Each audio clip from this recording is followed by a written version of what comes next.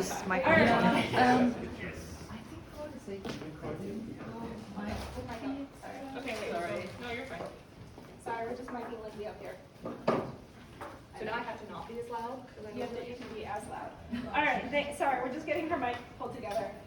So thank you for an amazing initial talk. And now we have our first of our session talks, which are short presentations from people that submitted abstracts to the conference. The first one we have is, well, I think we'll do questions after everybody goes. And the first one we have is Lindsay, Hahn, Kryston, Katie Fitzgerald, and Ron Tamborini. Kevin and Lindsay, I didn't remember you were part of it. All right. Nothing but professional here. A scoping review of prosocial and antisocial media content. So, Lindsay, you good? Yeah, I think so. Can you hear me okay with mic wise? Are you mic good? I am. Am I not loud enough for the first time in my life? Maybe. Louder? I think we're on. Are we on? Yeah. No? We can hear Hear me you. now? Yes. You can hear me now? Yes. Okay, great. Hi everyone. Thanks for being here today. And I wanted to give a thanks to my co-authors, Kevin Kryston and Katie Fitzgerald, who couldn't be here today, and then Ron Tamborini in the back. So I gave a talk that was very similar to this about this project as it was a work in progress at ICA this year. So I think a couple of you that are here may have heard that talk. This is slightly different, so for the record, you're getting a little bit more. Because I thought, what better? Oh no. Yeah, just push it down. Okay, how about that? Maybe. I thought, what better place to talk about kind of this project as it is kind of in its conclusion, or at least kind of the initial phase in its conclusion, than here at Moral Media, because actually 3 years ago, we kind of came together and talked about an initial project in this line of work and got the idea for this here at Moral Media. So I probably don't have to tell most of you in this audience that the study of prosocial and antisocial media content and effects really is a major focus of study by mass communication scholars. I like the question out there on the whiteboard of kind of what led you to be interested in media and morality, because this is kind of it for me. It's sort of the question of are media rotting our brains, or are they bad for us? And the reason that I probably don't have to tell a lot of you in this room that this is a major focus of study is because I already told you that 3 years ago in 2019 when we were downstairs. I had cartoons. It was fun.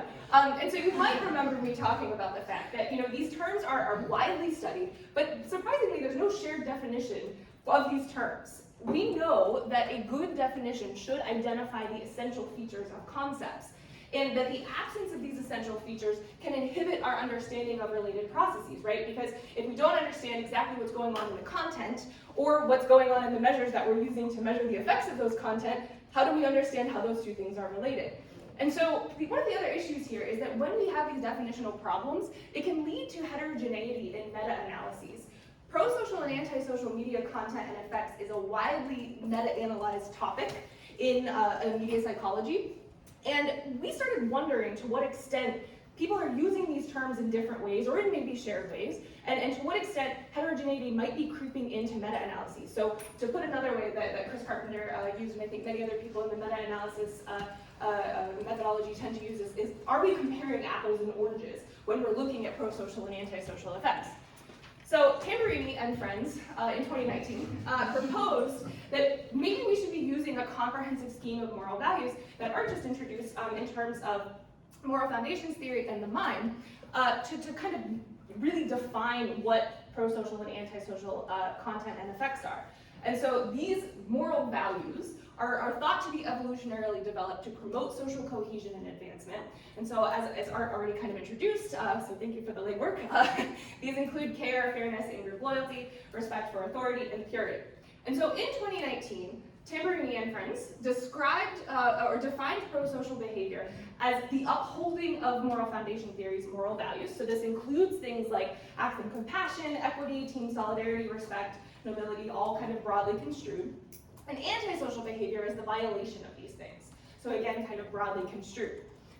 In 2019, the study that I presented when we were downstairs was the result of a survey where we surveyed scholars who had worked in this area, as well as undergraduates, to try to understand how do they inherently define these terms. And what we found is that they do inherently define these terms in line with the definitions that were proposed.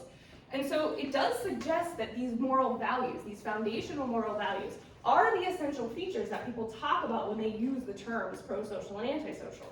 So after that presentation, we all got to talking, and we were really interested in kind of trying to understand how are these things talked about in published research, right? Because this initial study didn't really tell us that. It just told us how the people who are doing the research think about these terms.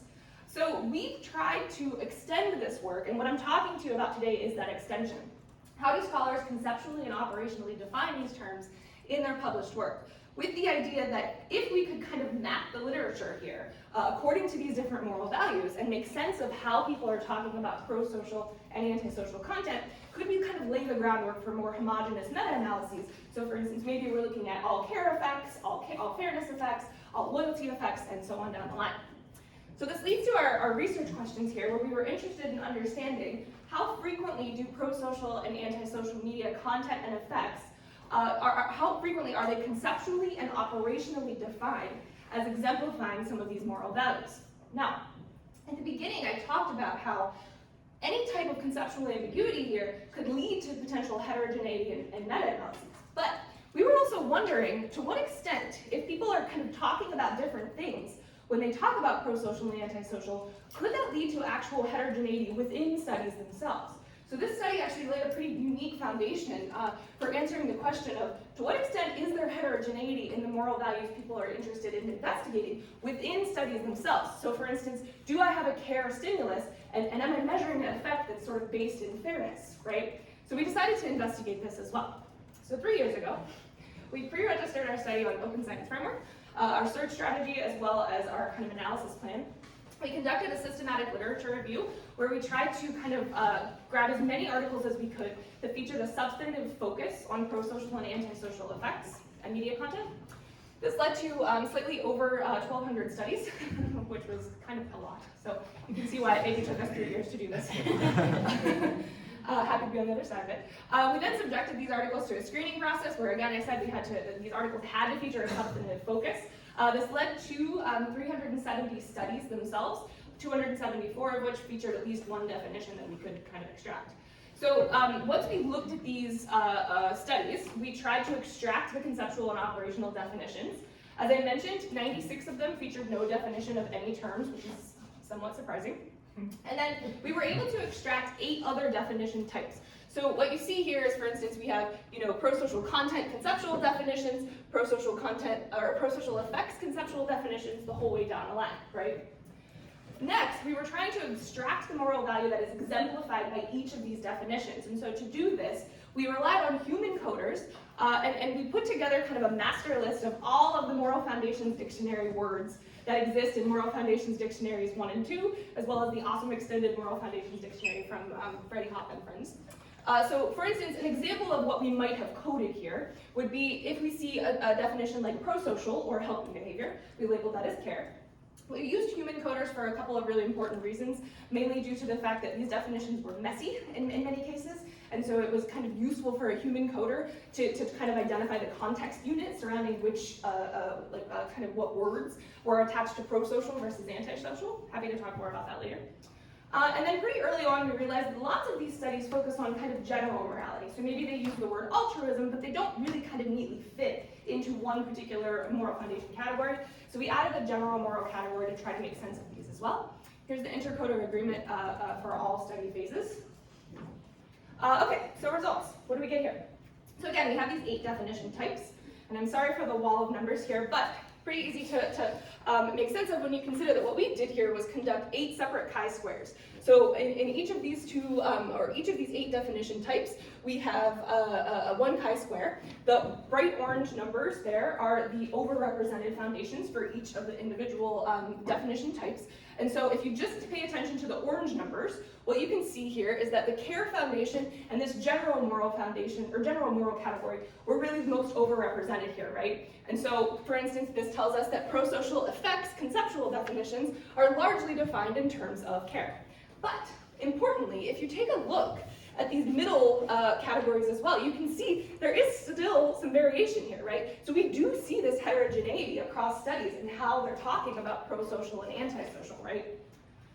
So when it comes to RQ3, so this is the heterogeneity within studies, right? what we found, which was a little disheartening, was that we couldn't actually answer the question the way we wanted to answer it, because most of these studies, unfortunately, were missing at least one of the clear definitions that we needed to be able to answer the question. So did they clearly describe their stimuli, and could we categorize it in terms of one of these moral foundations? And did they clearly provide an operational definition of the effects? So what you can see over there is that the vast majority of studies were missing one of these definitions. When it comes to those who actually did provide the definitions, most of the studies, at least for prosocial, featured a mismatch. And here you can see it kind of broken down overall. When we look at just the studies that featured this match, most of these matches were focused in care. So it seems like we maybe know a lot about the care foundation and how exemplifications of care in media might lead to certain effects. But when it comes to other foundations, we got some work to do. So, in conclusion, we attempted to kind of map the prosocial and antisocial media effects literature here using moral foundations theory and the mind as a compass. We have 4 key takeaways. First of all, we find that most definitions were categorized as the upholding or violation of moral foundations theory and the mind's moral values, which suggests that Tamborini and friends back in 2019 were correct, that this is how people inherently define this stuff. They're just not explicitly defining it in terms of these values. So this can provide some pretty good theoretical backing for this line of research. An overwhelming number of definitions were rooted in care and general morality, but there were a substantial number that were categorized as fairness, loyalty, authority, purity as well, which again kind of points to that within, or that across study heterogeneity, which we talked about. Third, very few experiments feature a value match in their stimuli and effects, which is problematic, right? So this suggests evidence that's consistent with this definitional heterogeneity that I talked about, and it does present these pretty big problems that meta-analyses in this area are going to have to contend with. Because, theoretically, we would really have no reason to expect that exposure to some care stimulus would lead to some fairness effect, right? I mean, maybe a little, but we really don't have any good theoretical backing that this relationship should exist. However, we do have theoretical reason to believe that exposure to a care stimulus should lead to a care effect, right? So this is that sort of within study homogeneity that we would probably want to see if we were trying to understand what is the kind of average effect size across these studies. And fourth, although this was not intended to be a study of how many studies conceptually and operationally define their terms, over 25% of the articles in our sample, or our population rather, contained no definition at all of any of the terms that they were studying. And again, it was sorry, 1 minute left, okay. I just thought you were maybe asking a question. So we had as a screening rule that studies, in order to be included in our scoping review here, they had to feature a substantive focus on these terms. So 25% of articles that are substantively focused on these terms, unfortunately, did not define their terms, which maybe perhaps speaks to a larger issue outside the prosocial and antisocial literature. So with that, very much, I thank you all very much for your attention, and I look forward to your questions. Actually,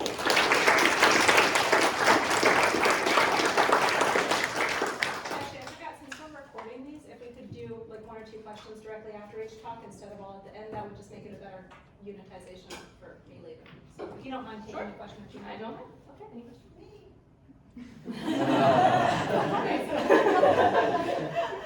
Yeah, I was going to ask, did you see any temporal changes over time in terms of how we define prosocial and antisocial? Kevin, you may be able to speak to this, but I think the answer is no, we did not. We looked, but I don't think we actually saw any big differences. We haven't gotten any crosstabs on things like that. We do have a temporal difference in terms of whether certain things were more studied or others. So antisocial effects, I think, had a big boom in like the 90s and 2000s particularly. But that would be a good question to kind of look at the cross-tabulation in terms of both definitions and things like media type too. Yeah, agreed. Because I wonder whether our perception of morality or what's moral switches over time. Yeah, or the topics of interest even, really. Maybe it's not the perception necessarily, but just the topics that people are interested in, because this is always sort of one of those things that tends to kind of overlap quite well with like the moral panic literature, right? Of like what types of media do we think are going to rock our children's brains? Well, this is maybe a good lens to view that. Yeah. think I saw a hand over there. Yeah. So I love the 5 definitions. I think the 5 definitions correspond well with the 5 moral foundations, and the other one you had one for the general moral category. So I'm just generally wondering if that general moral category and how you defined it, or how other scholars have defined it, is tapping into more of this perspective of unidimensionality of morality, or is it more talking in terms of complexity in multiple moral foundations being upheld or being salient? That's a good question, and I don't know that we have data to answer that, but anecdotally, I would say based on the definitions we quoted, it's probably the former. There was one of the biggest definitions that I think people tended to use when they were defining prosocial was just it's altruism, which goes back to like the Eisenberg definitions from the 1980s. I feel like something like that. So I think probably more toward the unidimensionality of we're just kind of calling it this umbrella thing. But I don't know. That'd be a good follow-up study. Yeah. Good? Okay. Thank you very much. All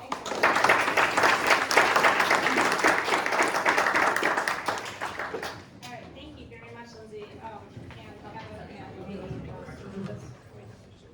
All right, while we're transitioning, and just take a second, and you good there? Do you want me to introduce you, or are you going to say yourself?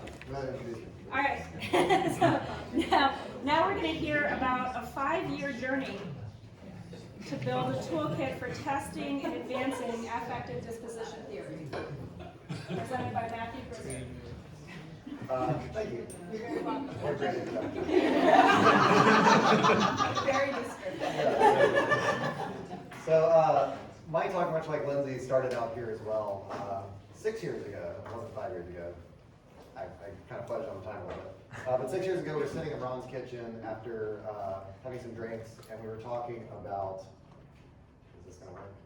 Non-alcoholic. Yes, lemonade. We talked about how prolific Dolph Zillman was, and so we look at his career. He's put together a ton of different theories.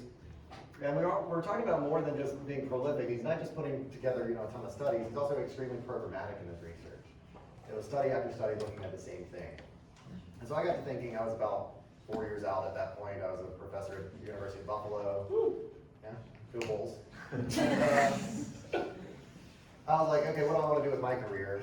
I got to do something for tenure at least, so I can say that this is the kind of person I am. And so I picked up affective disposition theory because I always loved it to kind of work towards. I would get through a lot of this quickly because Art did a really good job of talking about this. And so affective disposition theory makes a pretty clear prediction that we enjoy stories where positive outcomes occur for liked or moral characters and negative outcomes occur for disliked or immoral characters. And so ADT is great because it's got just a limited set of central variables that we're talking about. It's not complex, it's parsimonious. It's how much do I like the character, how moral do I think they are, what are the outcomes that are befalling them, are they positive, are they negative? And then that creates feelings of positive or negative feelings inside of me. It influences my liking of the story. And then it also influences my liking of enjoyment and appreciation of the story, which are maybe slightly different than just pure liking of the story. But there's not a lot going on here, yet it can explain a lot of different things. It can explain character attachment. Who do I like, who do I dislike in a story? The morality of those characters can be an influence as well as for example, the colors of their hats. It can explain suspense. When a liked character is in a bad situation, it makes us very, very nervous. It can explain Schadenfreude, where we see a very immoral character get a swastika carved into his forehead, and yeah, we can rejoice in that at the end of the movie, the Inglourious Bastards. And then when Superman brings Lex Luthor to justice at the end of Superman, we can have some narrative enjoyment from that. And it's pretty good at explaining all of these things. And so it's governed by 3 sub-processes, which we have good evidence for as well. Disposition formation, what causes us to like or view characters as moral. Anticipatory responses, what do we think or want to happen in a story, and then outcome evaluation, when good or bad things happen to characters, how do we feel? And so you're probably like, okay, Matt, this is a good theory, it's limited, it's parsimonious, and it does a good job of explaining things. What's the need here? Why continue to do this? And this is a fantastic article. If you've never read it, I highly recommend it. Theory Before the Test, How to Build High Verisimilitude, Explanatory Theories in Psychological Science. ADT, because it's all of these things, it's a prime theory candidate for increasing the specificity of the theory, right? It's not just linear relationships we're looking at. What's the nature of that linear relationship? And so to increase specificity, we need some things. We need strong and flexible hypotheses that we can't wiggle out of regardless of how the data come out. And we also need clean methods, stimuli, procedures, and measures for assessing those variables. And so that's what I've been trying to do for the last 5 years. We've been pretty successful. We've had a bunch of different publications. I'm going to talk about data we've got from all of these. It's going to be really high level, but I'm not going to go into any specific one, but I'm hoping to get to the point where I can say, this is why I've done all of this. So disposition formation, how do we come to view characters as moral or liked? We have the behavioral approbation route of disposition theory. We observe character behavior, we approve or disapprove of that behavior, and that begets liking or disliking. We have the schema activation route proposed by Rainey in 2004. Maybe we can just see a character and then form a disposition instantly. This is what Murray was talking about, I think, last night when he was talking about his talk.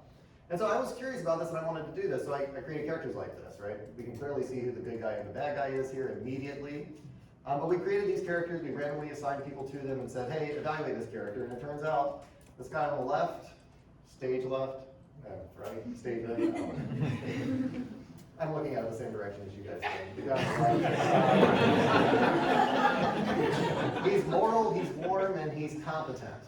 The guy on the right, he's immoral, he's cold, and he's competent as well, though, right? So he still looks very competent. So we did that, and these are huge effects, so I don't care if you go out and replicate this. If you don't replicate this, you did something wrong. So we see good evidence of schema activation to disposition theory. So I was like, okay, well, let's put these characters in a narrative. What can we do? What's a highly controlled stimulus that we can use? I used the trolley dilemma. We created a story. The character is standing next to the switch tracks, and so we can randomly assign participants to read about the character pulling the switch or not. If you pull the switch, you're more moral than if you don't pull the switch. No big shock there. But we can also measure these specific processes, right? Approval of behavior and then character morality. It fits really well in a nice linear serial causation model. And then we can put them together into what I call the disposition formation experimental procedure. We can randomly assign you a heroic or villainous looking character. We can get you to form your disposition toward that character and measure that disposition.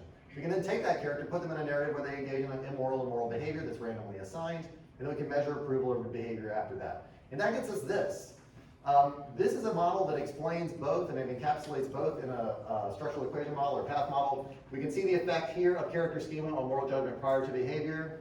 We can also see the effect here through approbation route. We can model them both together and we can see kind of interesting things that are happening. For example, the bleed over from prior moral judgments. This effect doesn't replicate that well. So if you try to replicate this, you probably won't replicate this one. This holds up super well, this holds up super well, this holds up super well, this holds up super well. And the model itself fits all the time. Like we've done this probably 6 or 7 times. What else can we do with these procedures? Well, you can take a character like this that looks neutral. We can place them in orders like this. This same neutral character is a bad guy when he comes after the hero. This same neutral character is a good guy when he comes after the villain. Same character, we evaluate them differently. So there's some contextual features that we're looking at here and how we're comparing characters. What else can we do? Well, we can take and make female versions of these two characters. And then we can use that same exact model that we were looking at before and then compare differences between them. What paths are differing? How does the fit of the model differ? It fits pretty well in both cases. I think I cut it off down here. But it fits pretty well in both cases, but we can compare things like this. You can build other things in. Kevin and I have a project that we're getting ready to start looking at race. So if we create different character races, can we look at those and see, do we see different effects or different bleed overs? What else can we do? We can put both characters in the same narrative. I cut the trolley brake line. I'm not going to pull the switch. How do we feel about these characters? Well, we can use that same model that we did before. This looks like a lot. This looks like a lot, but this up here is what we saw before. And then we can add to it the moral judgments of the antagonist. Now, what's super important here is that we see these residuals correlating with each other, and we see paths like this being significant.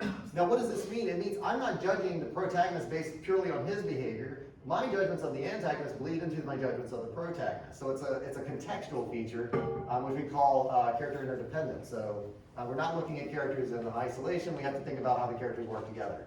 Other things we've done along the way, we've got a really valid measure of character morality. It has 4 items for each foundation. Factor structure holds up really well. We've also got a short form of this, so if you ever want to use character morality, judgments of other person's morality, this is a good, nice candidate, so we did that. Current things that we're working on. How much time do I have left? Oh, excellent. This is what I really wanted to get to. This is where we're going with this. So we built up this and we're like, okay, we can do these things. We've got decent models. We're explaining these things. We can link our manipulations to our effects in specific ways. The data holds up really well. We created this 3-act narrative. If you were at ICA, you've already heard this, but I did it really fast there. I'm gonna try to do it slightly, well, basically the same speed. We have a 3-act narrative, about 1,160 words. We did a pre-registered experiment on this. And we divided the narrative up into these 3 acts so that we can measure different things at different points in time. We can measure disposition formation in Act 1. We present a moral dilemma to the character in Act 2. We don't resolve it then, though. We ask them, what do you want to happen? What do you think is going to happen? What will the character do, etc. And then in Act 3, we have the character making the moral choice, and then we have the outcome that befalls them. Note, we've got all the variables that disposition theory is talking about in here. We've got disposition formation, behaviors, etc. We've got moral dilemmas, what do I want to happen, etc. Those anticipatory responses. And then we've got the outcome evaluation process. So we've got this character, Amelia. She's really kind or really cruel to another student. Very small changes to the text. We measured approval of behavior, liking, and perceived morality of Amelia. We can explain 72% of the variance in approbation based on this condition. We can explain 88% of the disposition formation here based on this manipulation. So that's great. We present Amelia with a moral choice. So Amelia's like really kind or really cruel. And then you get this element where she gets to cheat on a test or not cheat on a test. She's presented with this opportunity. She finds a copy of the test. Should she cheat or should she not cheat? We find some really interesting things here. As you would expect, if I've seen Amelia be kind, I expect that she's probably not going to cheat, right? I've established her as a moral character. She's a moral character in my mind. She gets this opportunity. Probably not going to cheat. If she's been cruel, though, the opposite pattern, right? And that holds up really well. Really strong odds ratio here. However, what's super interesting is if I get kind Amelia and she gets an opportunity to cheat, I want her to cheat. Because that's going to help her out. She deserves this good thing because she's a moral character. So we get this odds ratio that's negative or below 1 here. And so we're extending moral propriety to her, right? We're like, okay, I don't think she's going to cheat. What do I want her to do? I want her to cheat. Now what's interesting is when she does cheat, you actually do update it in an expected way. It actually, your morality judgment of her still suffers after she cheats. And if she doesn't cheat, your morality judgment goes up, 2 minutes left, perfect. And so at the end, I want to show you this figure. This is from our study. This x-axis here is how happy I think Amelia is when she either gets into school or does not get into school. This kind of purplish line is if I have positive feelings to her, we know this really strong positive relationship between how much I like the ending and how happy I perceive Amelia to be. Amelia's sad, I'm sad. Amelia's happy, I'm happy, if I like her. Notice it's a complete crossover interaction. If I dislike Amelia and she's sad, I'm super happy. If I like Amelia and she's happy, or excuse me, if I dislike Amelia and she's happy, I'm really sad. So we got this perfect crossover interaction here. But what's really interesting is this. We're able to disentangle enjoyment and appreciation. If you've kept up in the literature at all, there's a 60.6% or a correlation of around 0.6 between these two constructs. And what we can see is they differ here. And I can talk about that more if you have questions about it. I want to get to what did we learn. Well, scheme activation can explain immediate disposition formation. Characters are judged relative to each other. There's some theoretical ambiguity, as what I was just showing on that slide, in terms of liking of the ending works perfectly with disposition theory. My entire enjoyment of the narrative, though, and my appreciation of the narrative don't. We've turned conceptual models into empirical models that I'm willing to stand by and say these are how you should test this theory, right? This is how it looks like. We have some highly effective and valid measures and stimuli, and so now is the interesting time we can start pulling at ADT scenes. I joke around, and this is my research program, I do the same study over and over again.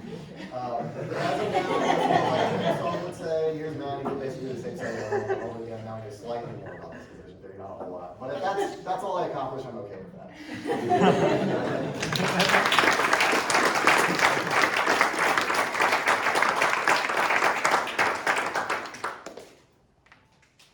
Eric? Hey, Matt. Hey. I wanted to ask about your take on Amelia being, if she's kind Amelia, and people want her to cheat, but then they still disapprove. And you gave kind of like a moral licensing explanation for that, and I was wondering if you considered other explanations for that. Like, I just popped in my head, maybe like downward comparison, like. Your attribution, maybe? Yeah, like Amelia is so good that you kind of want her to be more human and Yeah, so screw up a little bit so you can feel better about yourself. I think there's a difference between like moral licensing before it happened and still seeing the results of it, right? So I think the attribution explanation probably comes in after she's done it, right? But what do I want her to do, right? It's no attribution element there. It's like, I want her to cheat. So I think there's probably a distinction between moral licensing that occurs before we've seen the action, and then we still have the same response afterwards. Right. So it's kind of an interesting thing. I think both of these explanations can occur at the same time. Ron? What would happen, I think you know what would happen, but how does the fact that if you gave him an option where Amelia could succeed without cheating, right? Yeah. Well, obviously, we might guess that the reason people wanted to cheat is because they wanted to succeed, right? Yeah. They don't want to cheat, they wanted to succeed. Yes. So how do we disentangle that? We use the stimuli that I've created, and we layer that on top of it. That's what I really think. No, I'm saying, how? I don't know what would happen though. How do we say, okay, here's how much it is caused by the fact that I wanted to succeed, and here's how much is caused by I wanted to cheat. Yeah, we've kind of combined them together. You know, Yeah. made it clear that if she cheats, it's going to help her, and if Right. she doesn't cheat, it Yeah. might harm her. We could clarify that though in these stimuli, which I think is a nice next step. You can also then combine it with what we've talked about doing is at the end, right? She doesn't get in, but she's happy she didn't cheat regardless, right? And the Dickens can get those conflict ideas that you talked about in terms of interpreting the ending. Or you could also, like, I wonder if you could also throw in there a question like, what would you do if you were in Amelia's position? 'Cause then you So could we just did do that. We asked what is the right thing for Amelia to do. 95% of our subjects said don't cheat. Oh. I don't know what that says about the 5% who said to cheat. Most people can identify what was the right thing. So even though they know it's the wrong thing, they still want to do it. Okay. Yeah. I think the question's more about the 95. Yeah. I then think the 5 are being honest. Yeah, maybe. Is there a cross between gender and maybe they have different moral standards of characters? Yeah, there is, women get less credit than men do Or moral actions? for moral actions and for immoral actions. So they're less responsible for immoral actions and more responsible for moral actions. Right? Isn't that right? Or no, it's the opposite. Opposite, They're yes. more responsible. They're more condemned and Yes. praised. And They more do something praised. good, they're more Yeah. praised. Yeah. They do something bad, more condemned. Yeah, that was Joe's thesis. One more question? Yeah. I was reading a novel once where it's about a professor who's making a series of bad decisions about his life, and he's offered a chance to do a drug deal. And when I was reading it, I was like, oh yeah, you want to do the drug deal. Because it was going to be a way more interesting story. Yes. You know, to the point at which you get to a place in a story, and Yeah, you kind of want the person to do the thing because that's the point. That's going to be a good story. Do you think there's any of that in sort of people's preference for sort of nudging this good character down the road? I probably, and I think there's probably something to do with the appreciation at the end, right? Finding meaning in what's happened, right? I'm curious though, what would actually go on there? I think we have the toolkit though to test that type of question now, right? And so that's kind of the goal of what I'm pushing towards. You know, maybe have them predict how good is this story going to be if she Yeah, cheats or doesn't. Absolutely, yeah, that's great. Well, thanks a lot, Matt. Yeah, thank you. Yeah.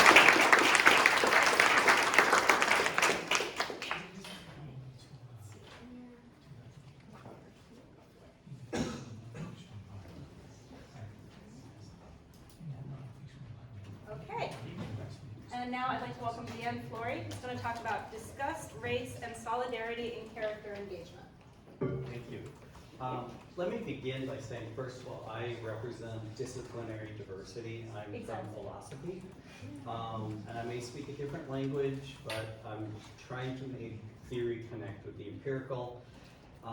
The second thing, which I forgot, is my slides don't have my university on it. I'm from the other MSU, Montana State University. So I should mention that. And thirdly, I'm going to read my representation, so it might seem boring, but at least it'll be short. So proceed from there. Okay, in the mid-2000s, philosopher Noel Carroll refined his theory of character allegiance by introducing the idea of solidarity. This concept sharpened his analysis of how spectators emotionally engage with narrative fiction film. Although not meant to be universal, Carroll's theory possesses considerable depth and breadth. It covers most noteworthy cases of allegiance that we might want to explain or analyze, from classic Hollywood to the Marvel Cinematic Universe. However, there's a seriously underexplored dimension to Carroll's theory. He pays insufficient attention to both the role disgust plays in generating solidarity and the role that race plays in generating disgust. Although he acknowledges this basic emotion as sometimes helping to create solidarity, I argue that Carroll, as well as other thinkers who have followed him by endorsing, elaborating, or offering variations on his theory, have seriously underestimated the function and significance of this affect and its relation to race in generating character engagement. While I do not question the general thrust of his and similar thinkers' theories, I bring attention to under-examined elements concerning how disgust plays a more frequent and substantial role in generating character engagement than such theories as currently stated can predict, and how many instances crucially use race to generate disgust. Now, Carroll's theory of solidarity. For Carroll, solidarity involves a feeling of us versus them. Quote, we are not only prompted emotionally to embrace the good people in the movie as members of a generic us, their opponents belong to them, end quote. The latter are, quote, usually presented as people we hate, indeed often love to hate, end quote, and we feel antipathy, that is extreme dislike or aversion toward them. They're presented as morally blemished with noxious traits and generally repulsive. Such characters typically elicit audience responses of, quote, anger, indignation, hatred, and sometimes even moral disgust, end quote. Combining this with an earlier theory of sympathy, Carroll then gives his definition of solidarity. Quote, the complex emotive relation of sympathy for the protagonist plus antipathy for the antagonists, end quote. He also argues that, quote, this is a psychological condition that most moving pictures strive to raise in audiences, end quote, and it is viscerally felt. Now, concept of disgust. Philosopher Daniel Kelly notes that cognitive scientists now typically refer to disgust as a reflex-like response that is triggered automatically, typically non-consciously, and clustered together. One noteworthy trait that Kelly additionally underscores is disgust's morally dumbfounding effect, and following here, Jonathan Haidt and many others. Assessments rooted in this affect can persist even when good reasons or evidence for them have been decisively refuted. Now, in order to address the distinction between core and moral disgust, Kelly further develops a theory to explain how moral disgust arose as a clumsy, inelegant, piecemeal evolutionary response from its more primitive gustatory brethren. This development resulted from a need by early humans to clearly and quickly distinguish between in-group and out-group members. One unfortunate result of this, actually it's not the theory of this development, is that disgust can easily be racialized because our reactions to social, cultural, and moral norm violations came to be modulated through the oversensitive, better safe than sorry, ultimately unreliable disgust response. Signifiers of race became potential and sadly eventually utilized demarcations for detecting in-group and out-group membership. Based on these ideas, and this is where I try to impress you, but of course it's total,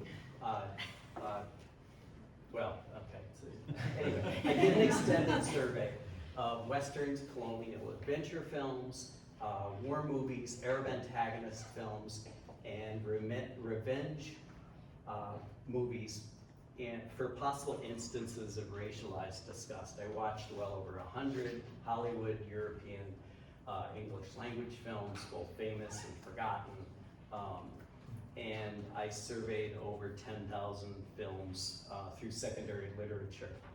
This survey showed antagonism and solidarity are regularly and frequently elicited by forms of racialized disgust. And just to give you a quick idea of it, here's some of the films that I covered. I guess there's about 9 or 10 here. 10, I guess. So, one reason for frequent and substantial uses of disgust in film is to swiftly generate aversion for antagonists and solidarity with protagonists through clear visual or oral means. So missing teeth, slowly or unshaven appearances, speaking untranslated tongues, having disgusting eating or social habits, wearing clothing that offends standard mainstream social sensibilities, often dirty or weird or non-Western, lacking individuality, or being characterized as mindless violent groups or thugs speedily confirm such characters as appalling and repulsive.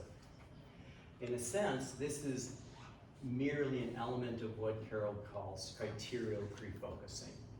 But in addition, race in the guise of ethnic foreignness or racial otherness functions as a boon in generating antipathy, especially for many white American audiences and those in white-dominated cultures, where xenophobia and antagonism toward former enemies, subjects, or opponents remain strong and are frequently tinged with racism, albeit now typically in the form of implicit biases, thereby placing such characters virtually automatically in the category of them. As examples from the 5 film genres surveyed and tested, disgust plays a surprisingly prominent role in generating antipathy and solidarity, and race is a crucial, standard, and seriously underestimated factor in generating those sentiments. Furthermore, because disgust elicits a quicker, more unitary reaction, that is, as an autonomic affect ordinarily triggered non-consciously, as a unified cluster of responses, it may be invoked more immediately and intensely than other emotions mentioned by Carroll, which often require cogitation for their full effect. These explorations of Carroll's theory account more fully for what I call elsewhere racial allegiances that Murray Smith acknowledges in passing, maybe ethnic, and problems of engagement that Carl Flanagan notes involve race. More broadly, the survey noted shows that the good guy, bad guy axis, the us versus them attitude at the root of solidarity and much character allegiance is not only political, as Carroll notes, but lends itself rather all too easily to being played out through characterizations that trigger various forms of racialized disgust. Such repulsion at antagonists commonly and quickly generates added cohesion with protagonists in a way that Carroll underestimates in this theory. And its instances are on par with, or maybe even outnumbered, those generated by antipathy elicited through more cognitive emotions that Carroll mentions, like anger, indignation, or hatred. In addition, it's important to note that moral disgust reactions are more than matters of mere moral disapproval. At the root is a viscerally felt revulsion at morally noxious traits, rather than disapproval arrived at by, say, deliberation or reflection or other means.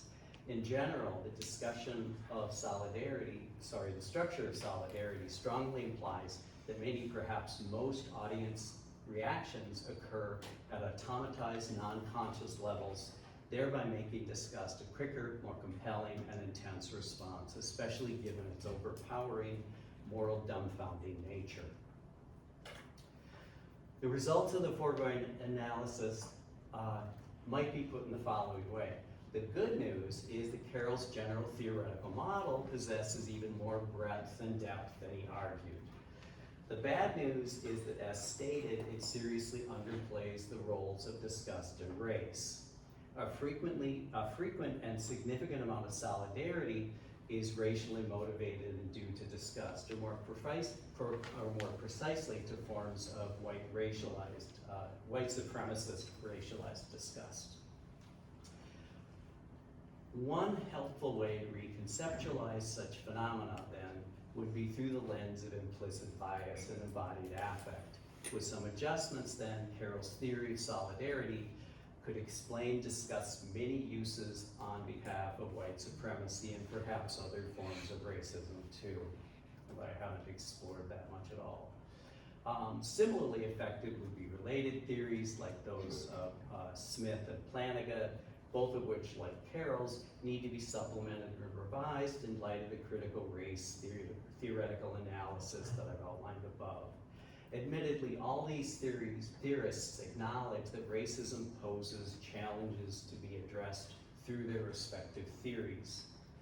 But more is needed. Further theorization and research programs, philosophical, aesthetic, psychological, cinematic, historical, and otherwise, would help to show in greater depth and accuracy how race and disgust affect sympathy, empathy,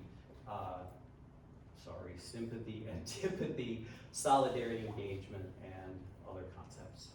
Thank you.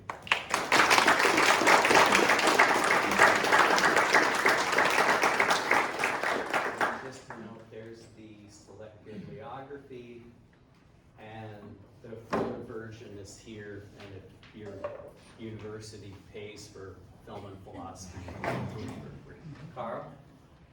Yeah, so when you looked at these 100 narrative feature films, you know, given that disgust can be elicited by certain behaviors and certain appearances, how did you differentiate between that as an elicitor and race as an elicitor?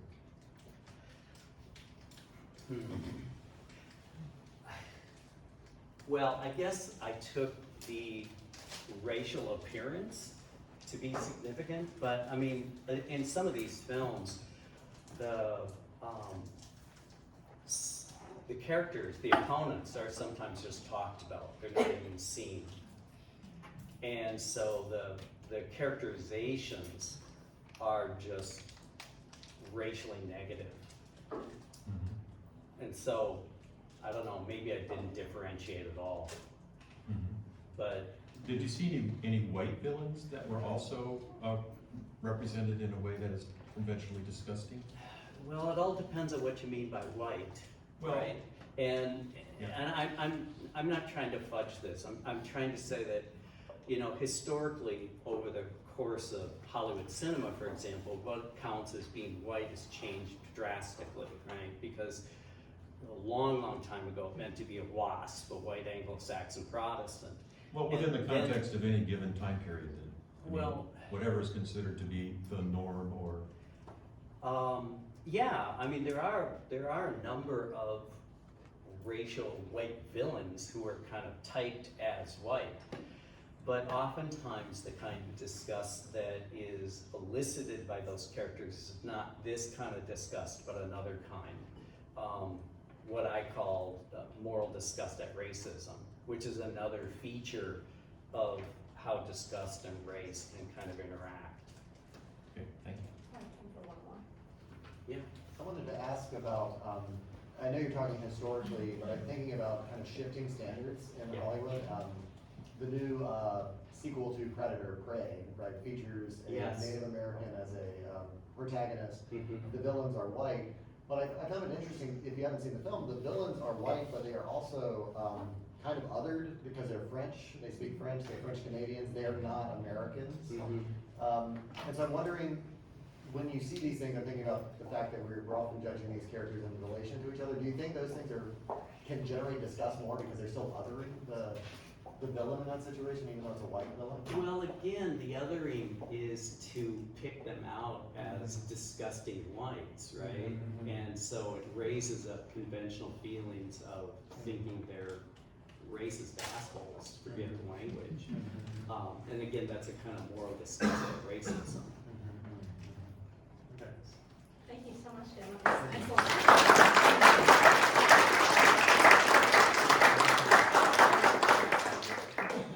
As you point out, disciplinary variety, diversity is actually one of the goals of this conference, so I was so thrilled that you submitted and presented. Thank you. Make sure I don't screw this up though. I could try. Just put this on, so, yeah, and then, yes, there you go. All right, and last but not least for our morning session is Elizabeth Cohen presenting on 2 relationally codes for comedy, integrative review of how character involvement should affect your responses to cringe humor. Yeah, and as soon as I have a microphone mishap, you'll understand, get a first-hand experience with cringe. So, yeah, I'm like really trying to give you the full experience here. Yeah, so I am going to be talking about cringe today, and I do have definitions here, but my guess is, especially since some people already talked about it today, that you already know what cringe is and what it feels like. And you know, I like, Brittany has the best cringe reactions. I could have picked any one of many cringe reactions she gives. But the truth is there's a lot of different reasons that we might experience something like cringe. Maybe it's in some sort of like anticipated fear or like physical pain. And then but what I want to focus on mostly today is cringe in response to shame and embarrassment, specifically vicarious embarrassment. Which, for the record, is sort of an emotional pain in itself, right? And then what I'm going to be talking about is, specifically this genre of cringe comedy. What got me interested in cringe comedy was I really like just sort of research on mixed emotional experiences, the idea that we can sort of like have like a really positive and a really negative sentiment at the same time, just like feeling like, oh my God, this is so horrible, but yet it's funny, you know? And so just sort of like understanding and dissecting what that experience is all about. And I've had many students over the years who just really love The Office. With all due respect, people 10 years younger than me, The Office was cool like in the early 2000s, but they're like just discovering it right now. But really, it has led to a lot of discussions in the past years. Which again also led to some studies I'll get to later. But there's actually like a lot of cringe television shows and films out there. Really the defining feature, I would say, and there are other people who say it too, you know, so it's not just me, but is really just the idea that there's always some sort of protagonist who is very flawed in some way, right? It could be because they're really awkward or inept or immoral, right? They're just not fitting in with the social norms at the time, and somehow, right, cringe comedy aims to make that funny to us. Film study scholars, including Noel Carroll, and just a lot of people in the humanities have been doing some really awesome work on this. I'm just going to point out this very recent study that I just to sort of give you like a better idea of like all the different situations that could be considered cringe comedy.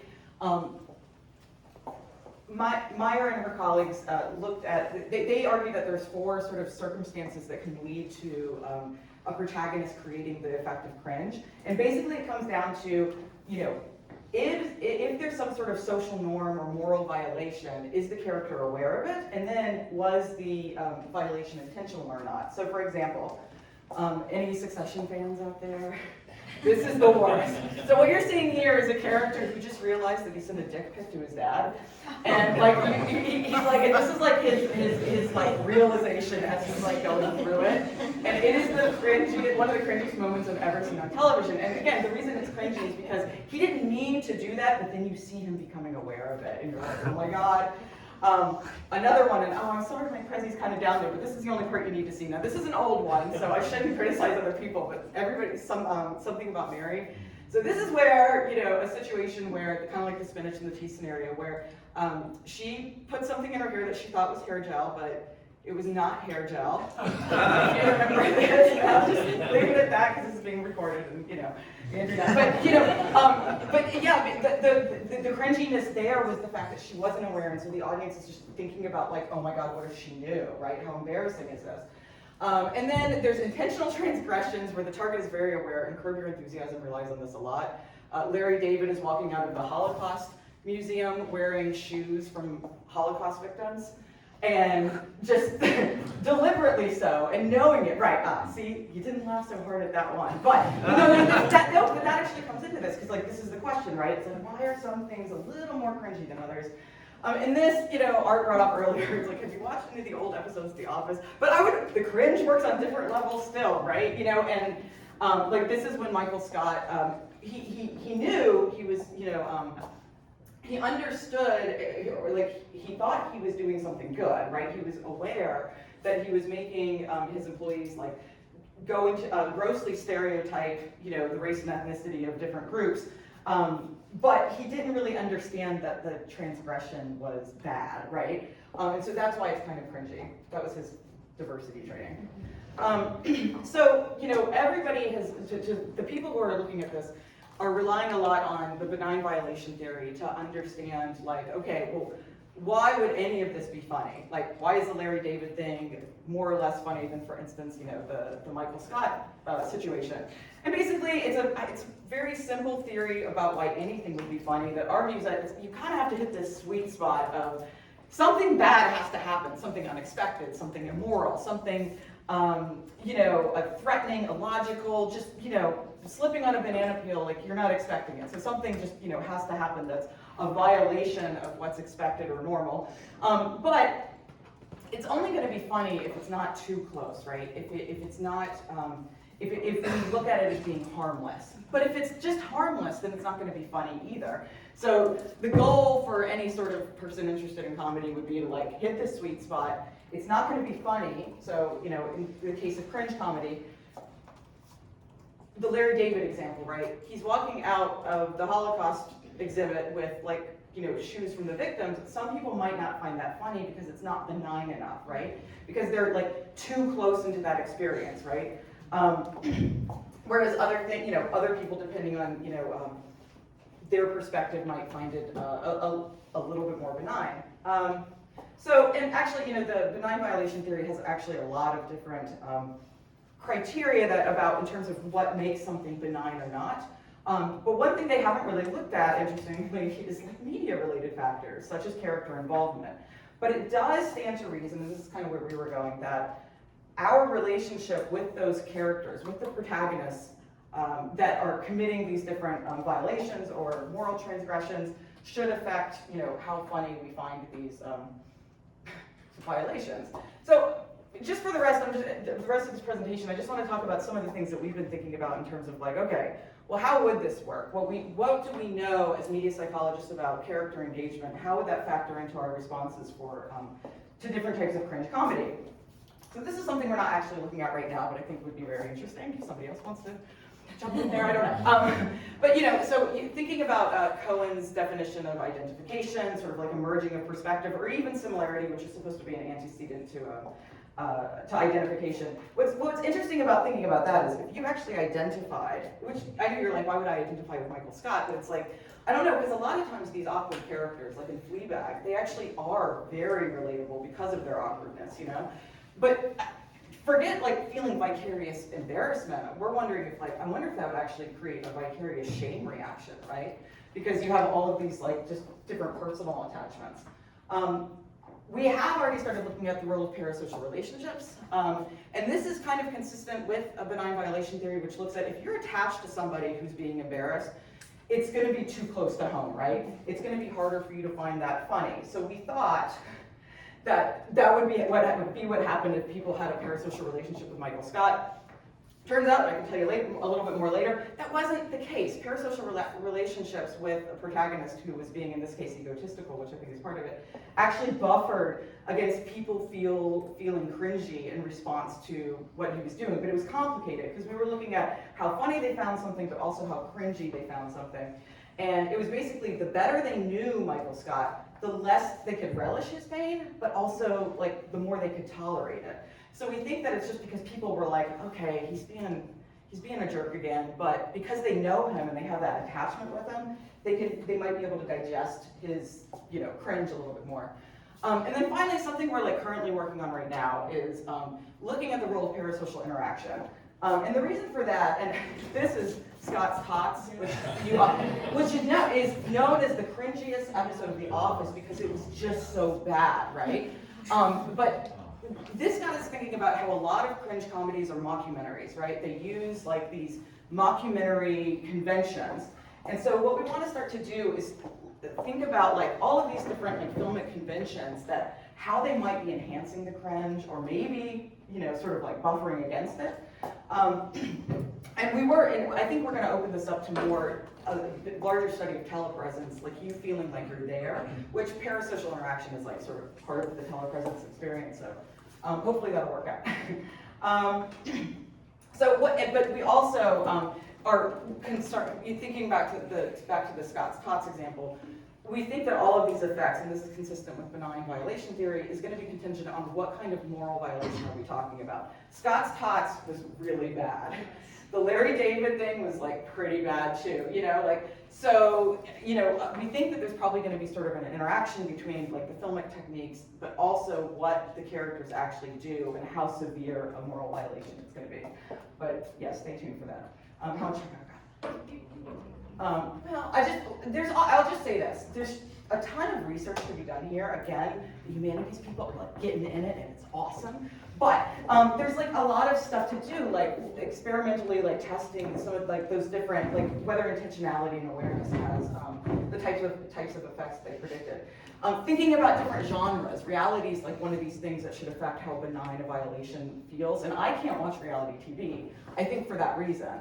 Whereas other people, The Office might feel too real because of the conventions. And then of course politics. Another entertainment genre, right, where there's a lot of cringe, and thinking about how our responses to politicians' cringe moments affects our perception.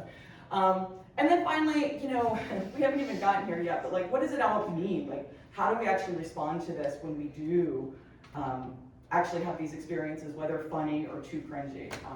So that is it.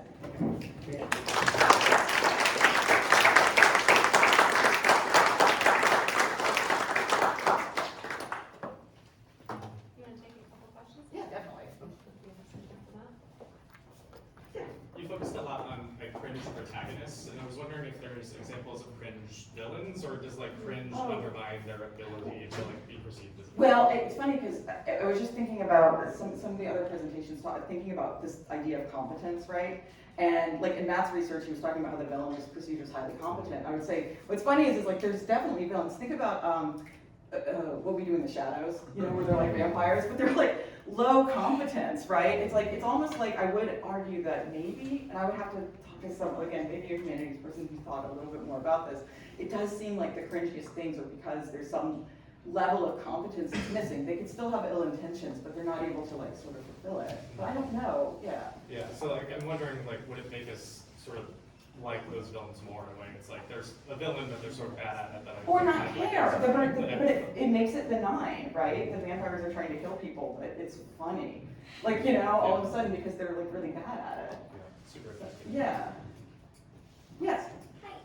I'm really interested in what you brought up near the end about breaking the fourth wall and how that might affect this, and I was wondering if you could speak to that a little bit more and maybe help me understand how that might interact or relate to the parasocial relationship issue, because it sort of seems like breaking the fourth wall might enhance that relationship, but then I could also see how it makes it more.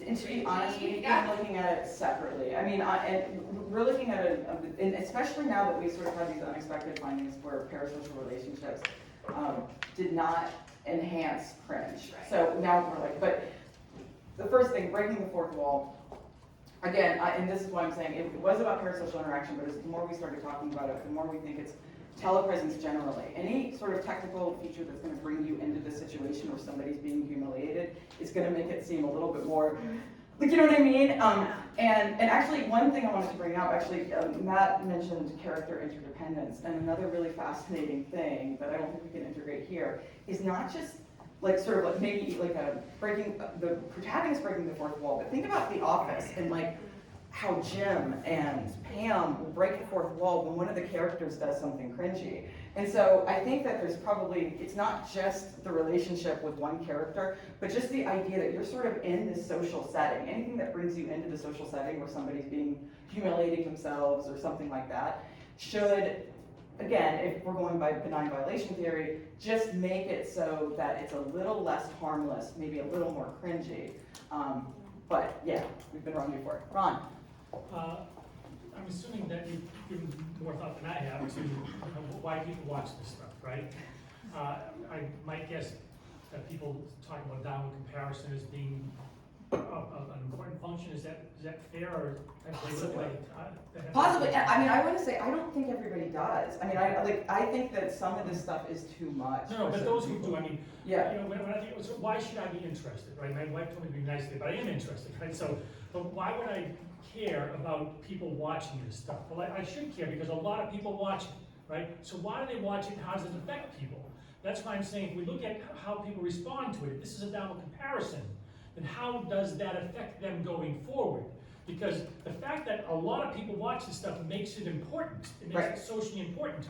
What is the social influence? That's the question I find interesting in this. Right. So for one thing, and again, somebody said, I'm not a morality scholar. I'm like, I'm not either, but maybe I should be. Because even just being here, I'm thinking, does it make us, for instance, like if we can tolerate Larry David doing those types of things, right, and laughing at them, does that sort of maybe make us a little bit, this gets back to the behavioral correlates, a little bit more tolerant to real world sort of moral violations? Or does it help, I mean, how does it help us interpret like the people in our own office? Which I have to say, in my life, I'm like, the older I get, the more I realize that what I'm seeing on TV is not as far gone.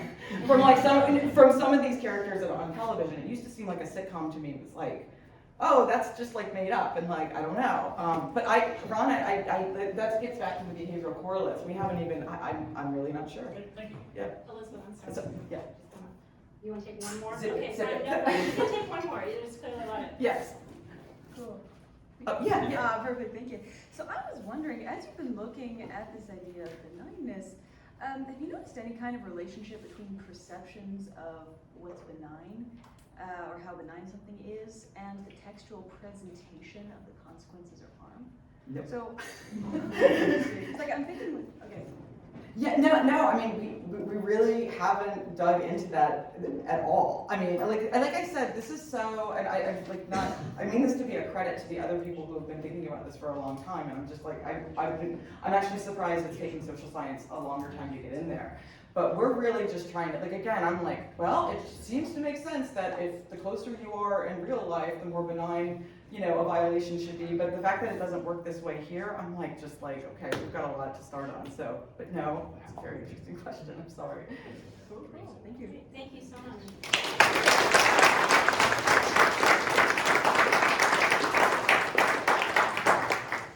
So I know that I've cut off some discussion here, but the good news is we now have 2 hours in which you can discuss